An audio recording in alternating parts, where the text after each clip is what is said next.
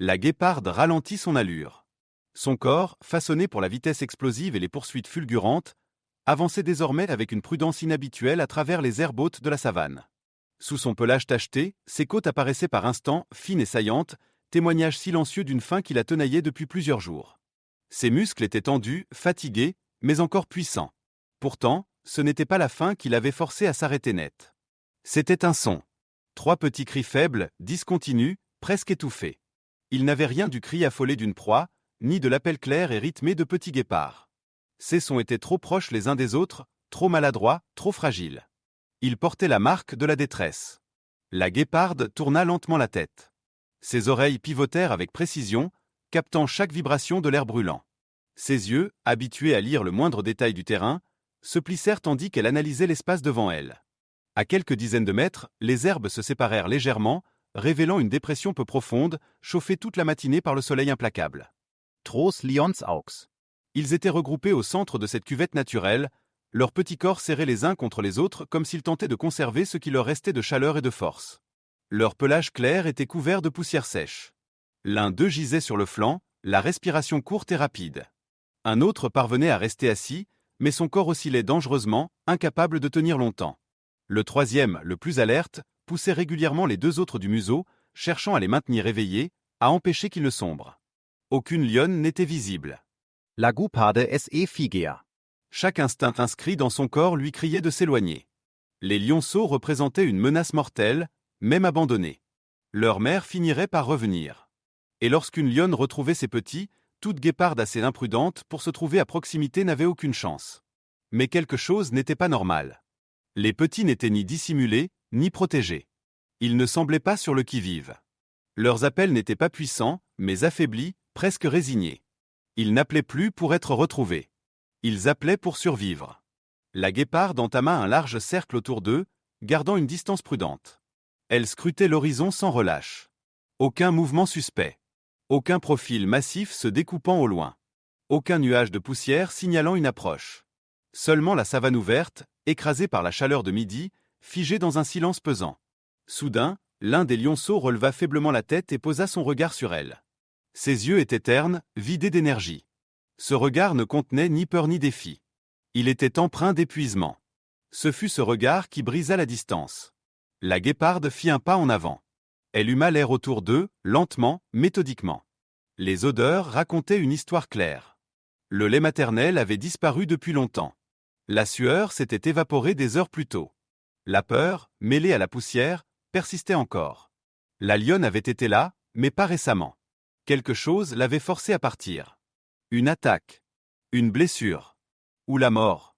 Les lionceaux gémirent doucement lorsqu'elle s'approcha davantage. Leur petit corps tremblait, non d'agressivité, mais de déshydratation et de faiblesse. La chaleur les écrasait depuis trop longtemps. La guéparde hésita. Elle avait ses propres petits cachés bien loin d'ici.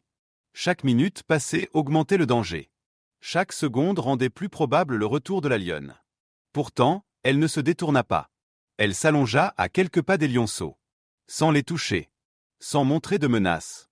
Juste assez près pour projeter son ombre sur eux. Son corps forma une barrière contre le soleil, offrant enfin une zone de fraîcheur qu'il n'avait plus connue depuis des heures. La réaction fut immédiate.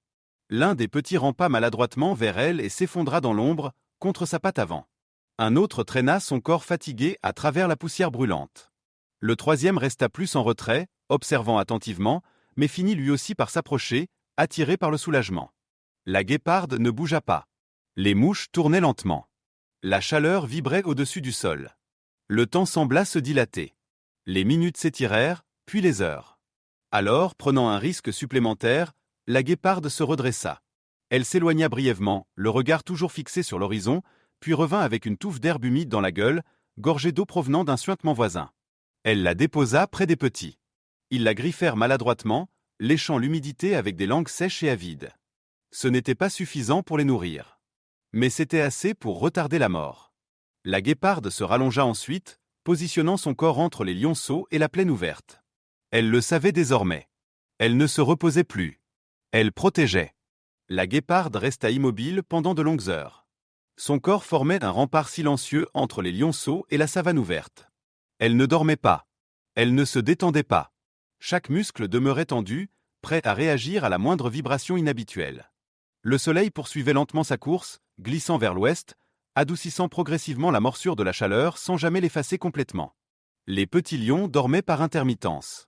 Leur respiration, autrefois saccadée, devenait plus régulière.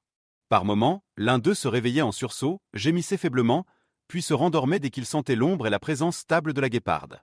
Il ne comprenait pas ce qui se passait. Il savait seulement qu'il n'était plus seul. Autour d'eux, la savane continuait de vivre. Des insectes bourdonnaient.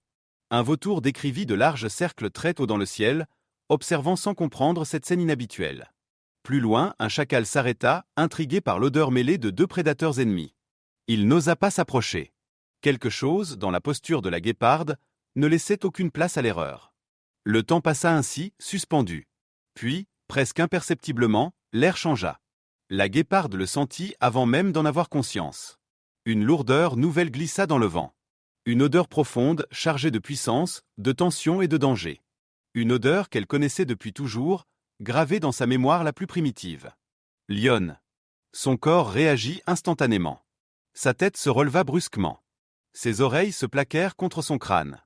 Ses muscles se contractèrent, prêts à libérer une vitesse désespérée si nécessaire. La terre vibra très légèrement sous ses pattes, signe d'un déplacement massif approchant. Les lionceaux s'agitèrent. Quelque chose d'ancien s'éveillait en eux. L'un releva la tête et laissa échapper un cri plus fort que les précédents, encore faible mais chargé d'espoir. Un autre tenta de se lever, ses pattes tremblantes cédant sous son propre poids. La guéparde se leva lentement. Elle ne courut pas. Elle ne recula pas. Elle se plaça directement devant les petits, son corps bas, sa queue raide, son regard fixé sur l'horizon d'où montait un léger nuage de poussière. Les herbes se séparèrent. La liane apparut. Elle avançait d'un pas sûr, puissant, son corps long et musclé marqué de cicatrices anciennes. Son pelage portait les traces d'un combat récent, et ses flancs se soulevaient régulièrement au rythme d'une respiration contrôlée. Ses yeux se verrouillèrent immédiatement sur la scène. 3 lionceaux vivants et une guéparde dressée devant eux. Le monde sembla se figer. La guéparde savait qu'elle n'avait aucune chance dans un affrontement direct. Elle le savait depuis sa naissance. Pourtant, elle resta en place. Elle ne montra pas les crocs. Elle n'émit aucun grognement. Elle attendit. La lionne s'arrêta à quelques longueurs de corps. Sa posture était tendue, mais elle ne chargea pas. Ses yeux passaient sans cesse de la guéparde au petit corps poussiéreux derrière elle. Les cris des lionceaux devinrent plus insistants, plus reconnaissables. Se sont brisa quelque chose en elle. La lionne fit un pas en avant, puis s'arrêta de nouveau. La guéparde réagit en se décalant légèrement sur le côté, découvrant les petits au lieu de les masquer. Elle baissa la tête et recula d'un demi-pas. Ce geste n'était ni une attaque ni une fuite. C'était une reddition silencieuse. La lionne comprit. Elle contourna lentement la guéparde sans jamais lui tourner le dos. Chaque mouvement était mesuré, prudent. Lorsqu'elle atteignit enfin ses petits, elle se pencha sur eux, les humant avec urgence, vérifiant leur souffle, leur chaleur, leur vie. Les lionceaux réagirent aussitôt, rampant vers elle, se pressant contre son ventre, cherchant instinctivement sa protection. L'un d'eux tenta de téter. Un autre enfouit son museau dans sa crinière encore peu développée. Le troisième s'effondra simplement entre ses pattes, vidé de toute énergie. La lionne ferma brièvement les yeux. Quand elle les rouvrit, elle s'assit lentement, enroulant son corps autour des petits. Elle les lécha un à un, nettoyant la poussière de leur visage, ancrant son odeur sur eux, les ramenant pleinement à la vie. La guéparde observa la scène, immobile, le cœur battant à rompre. À tout instant, la situation pouvait basculer. Pourtant, rien ne vint. Après un long moment, la lionne releva la tête et croisa le regard de la guéparde. Il n'y avait ni rage ni désir de vengeance dans ses yeux. Seulement une reconnaissance silencieuse. Elle savait ce que cela signifiait. Elle pouvait le lire dans la respiration apaisée de ses petits, dans leur survie. Sans un bruit, la lionne se leva. Elle guida doucement ses lionceaux vers les hautes herbes, les poussant de son corps lorsqu'ils trébuchaient. Avant de disparaître, elle se retourna une dernière fois vers la guéparde. Le regard fut bref, mais clair. Puis elle disparut. La guéparde resta seule. Son corps trembla maintenant que la tension se relâchait. Une fatigue profonde l'envahit. Elle s'assit lourdement dans l'herbe, le souffle court. Une douleur sourde parcourait son flanc, souvenir du prix payé pour cette journée. Elle se releva enfin et s'éloigna lentement, laissant derrière elle une scène que la savane n'oublierait pas. Lorsque la lionne et ses petits disparurent enfin dans les hautes herbes, la savane resta figée dans un silence inhabituel. Aucun rugissement ne vint sceller leur départ. Aucun cri de victoire, aucune menace. Le vent seul reprit doucement sa course, glissant entre les tiges sèches, faisant onduler leurs pales de la plaine comme une respiration lente. À première vue, tout semblait reprendre sa place naturelle. Pourtant, quelque chose avait été déplacé profondément dans l'ordre ancien des choses. La guéparde demeura immobile bien après leur disparition. Son corps, maintenu dans une tension extrême pendant de longues heures, commença à trembler de façon incontrôlable. La rigidité qu'elle avait imposée à ses muscles se relâchait brutalement, laissant place à une fatigue lourde, écrasante, presque douloureuse. Sa respiration était courte, saccadée. Chaque inspiration semblait lui coûter un effort conscient, comme si l'air lui-même était devenu plus dense. Elle tenta de faire un pas. Une douleur aiguë traversa son flanc, la forçant à s'arrêter net. Elle baissa la tête, posa sa patte avant avec précaution, puis une autre. Une entaille s'était ouverte le long de son corps, fine mais profonde, probablement aggravée par l'immobilité prolongée et la tension extrême qu'elle avait maintenue sans faillir. Le sang avait partiellement séché, collant son pelage par endroits. La brûlure était constante, sourde, mais elle l'ignora. La douleur n'était pas nouvelle. Elle faisait partie du prix. Elle quitta lentement la dépression où les lionceaux avaient survécu. Chaque pas semblait plus lourd que le précédent. Son corps, conçu pour la vitesse fulgurante et les poursuites brèves, avançait désormais avec retenue, presque avec hésitation. Elle ne se retourna pas immédiatement. Comme si regarder trop tôt risquait de rompre l'équilibre fragile qui venait de s'établir. La savane continuait de vivre autour d'elle, indifférente et éternelle. Des troupeaux se déplaçaient à l'horizon, soulevant de légers nuages de poussière. Des oiseaux s'élevaient, puis se posaient plus loin. Le soleil amorçait lentement sa descente, étirant les ombres sur la terre craquelée, adoucissant la lumière sans jamais l'effacer complètement. Rien, dans ce décor familier, ne signalait qu'un événement hors des règles venait de s'y produire. La guéparde atteignit une légère élévation du terrain, un point naturel d'où l'on pouvait observer la plaine sans être vue. Là, sous un acacia solitaire, elle s'arrêta enfin. Elle se retourna alors, lentement. L'endroit où les lionceaux avaient été allongés n'était plus qu'une zone d'herbe aplatie, déjà en train de se redresser sous l'effet du vent. Leur odeur persistait faiblement, mêlée à celle de la poussière chaude et du sang séché. Elle s'allongea avec précaution, laissant son corps s'abandonner au sol. Sa poitrine se soulevait lourdement. Ses muscles vibraient encore de l'effort contenu. Pour la première fois depuis des heures, elle ferma les yeux.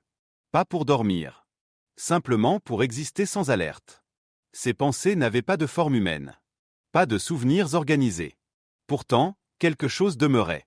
Le poids fragile des petits contre son ombre. Leur respiration irrégulière qui s'était peu à peu stabilisée. Le regard de la lionne, non chargé de haine, mais d'une reconnaissance muette. Plus loin, hors de vue, la lionne avançait lentement avec ses petits. Elle les guidait vers un territoire plus sûr, là où l'eau était accessible et où elle pourrait chasser sans s'éloigner longtemps. Les lionceaux trébuchaient encore, leurs corps affaiblis protestant à chaque pas, mais ils avançaient. Ils s'arrêtaient parfois, reprenaient leur souffle, puis continuaient. Ils vivaient. Cette nuit-là, ils mangèrent enfin. Ils burent longuement. Ils dormirent serrés contre le flanc chaud de leur mère, bercés par le rythme profond et régulier de sa respiration. La mort, qui les avait frôlés de si près, reculait lentement dans l'obscurité. Les jours passèrent. La guéparde reprit la chasse, mais autrement. Sa blessure ralentissait ses mouvements. Sa patte refusait parfois d'obéir avec la précision d'autrefois. Elle renonça aux longues poursuites suicidaires. Elle observa davantage. Elle attendit plus longtemps. La patience remplaçait peu à peu la vitesse brute. Chaque capture devenait un calcul, chaque effort une décision mesurée. Un matin, alors qu'elle suivait une piste fraîche dans la poussière encore froide, elle remarqua autre chose. De larges empreintes traversaient le même territoire. Profondes. Puissantes. Celles d'une lionne. Les traces ne croisaient pas les siennes. Elle les contournait.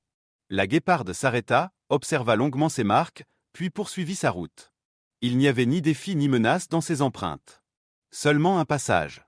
Une coexistence silencieuse. La savane retrouva son équilibre apparent. Aucun récit ne serait transmis. Aucun témoin ne raconterait ce moment. Pourtant, deux prédateurs avaient franchi une frontière invisible. Non par faiblesse, mais par tenue. Ce n'était ni une alliance ni une amitié. Seulement une compréhension fugace. Celle que, parfois, survivre ne signifie pas dominer, mais choisir de ne pas détruire. Sous le soleil implacable, une guéparde avait permis à 3 lionceaux de vivre assez longtemps pour retrouver leur mère. Et en retour, une lionne avait choisi de partir sans verser le sang. La savane effacerait les traces. Le vent balayerait les odeurs. Mais l'équilibre ancien, lui, se souviendrait. Et cela suffisait.